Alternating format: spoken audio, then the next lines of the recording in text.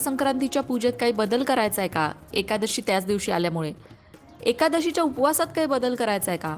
या सगळ्या प्रश्नांची उत्तरं तुम्हाला आजच्या या व्हिडिओत मिळणार आहेत, तेव्हा व्हिडिओ शेवटपर्यंत नक्की ऐका. यंदा 14 जानेवारी 2026 ला आलेली आहे मकर संक्रांत आणि ही मकर संक्रांत दुपारी 3:06 सूर्यास्तापर्यंत असणार आहे.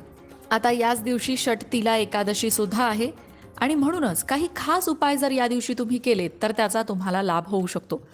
पण नक्की करायचंय काय? तर मकर संक्रांतीच्या दिवशी विवाहित महिला जी सुगड पूजा करतात ती नेहमीसारखीच नेहमीप्रमाणेच करायची आहे आणि जे एकादशीचा उपवास करतात त्यांनी नेहमीसारखाच एकादशीचा उपवास करायचा आहे.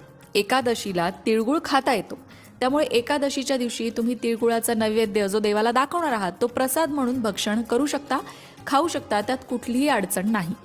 पण हा जो पुण्ययोग जुळून आलेला आहे त्या पुण्ययोगामध्ये ज्योतिषी डॉक्टर योगेश शर्मा यांच्या मते काही विशेष साधना किंवा काही विशेष दान केलं तर तुमची अडलेली कामं पूर्ण होतील, 7 पिढ्यांचे दोष ते उपाय दूर करतील.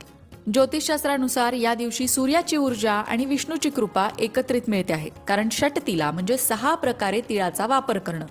संक्रांतीलाही तिळाचं महत्त्व असल्याने या दिवशी तिळाचा वापर केल्यास आरोग्याबरोबर आर्थिक स्थैर्य सुद्धा लाभतं.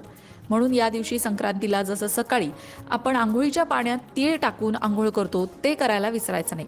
श्रीहरी विष्णूंची पूजा आणि स्तोत्रांचं श्रवण सुद्धा करायचं आहे.